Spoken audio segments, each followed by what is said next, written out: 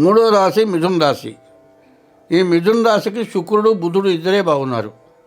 ఈ రాశి వాడికి వివాహం కావటానికి కానీ, ఇల్లు కట్టుకుంటానికి కానీ, ఇల్లు కొనుక్కుంటానికి కానీ, ఇంటికి సంబంధించినటువంటి వ్యాపారాలు చేసేవాళ్ళకి కానీ, అంటే ఇల్లు కట్టేవాళ్ళు, ఇల్లు అమ్మేవాళ్ళు, ఇంటికి తగిన సామాను సిమెంటు, ఇసుక, దర్వాజాలు, ఇనుము, శానిటరీ ఇట్లాంటి సామాన్లు అమ్ముకునే వాళ్ళకి, అన్ని రకాల వ్యాపారస్తులకు కూడా బాగుంది. కానీ మిగతా 6 గ్రహాలు పూర్తిగా బాగాలేవు.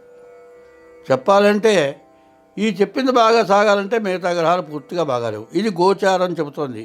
గోచారం అంటే జన్మ నక్షత్రాన్ని బట్టి గోచారం వస్తుంది. నీ పేరు నక్షత్రంలో కలిసిన పేరు అయితేనే గోచారం అవుతుంది. గోచార రీత్యా 25 వంతులే జరుగుతుంది. గోచార రీత్యా జరిగేది 25 వంతులే.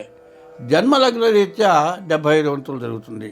గోచారం అంటే నక్షత్రాన్ని బట్టి వస్తుంది.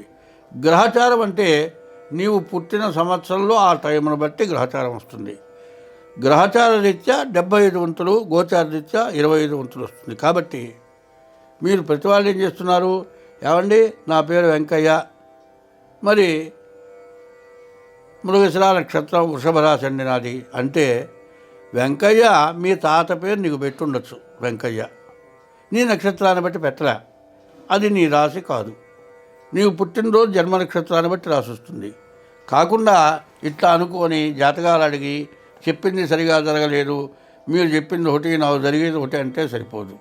కాబట్టి మీరు పుట్టిన తారీఖు, నెల, సంవత్సరం, టైము ద్వారా మీ జాతకం చూపించుకోవాలి. అట్లా లేదండి, అప్పుడు మీ హస్త సాముద్రిక, మీ 2 చేతులు అరిచేతుల ద్వారా హస్త సాముద్రిక, అది కూడా కాకుండా అరిచేతుల ద్వారా వచ్చేది కూడా 60 వంతులే వస్తుంది.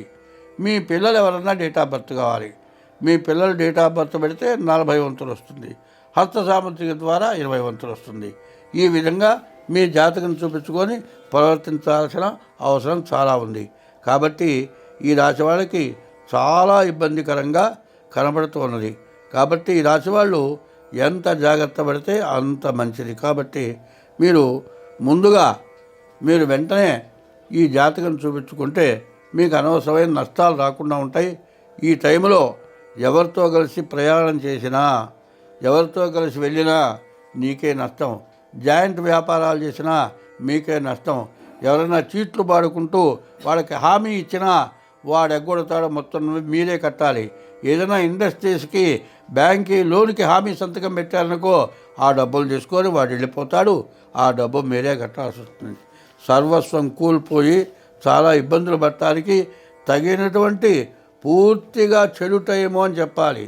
కుజుడు ద్వితీయంలో ఉండటం చాలా దోషమైనటువంటిది.